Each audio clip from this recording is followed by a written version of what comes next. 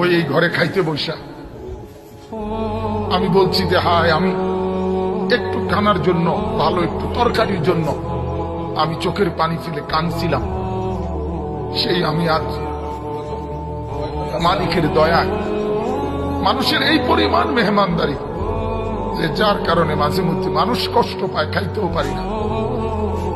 আমার আব্বারে আমি দেখছি একটা গেঞ্জি আমার আব্বার ঘামের থেকে ভিজা, আব্বার গেঞ্জিটা ভিজা যাইতো, আব্বা এটা ধুইতে দিলে ঘামের গন্ধের কারণে আমি বলতাম যে আমি পারতাম না, আমি ধুইতাম। এরকম ওই দিনও মারে বলছি যে মা, আজ যখন মালিক অনেক সম্পদ দিছে, আজ আর বাবা নাই, বাবার এই সুখের সময় কিচ্ছু খাওয়াইতে পারলাম না, কিচ্ছু না, কিচ্ছু না।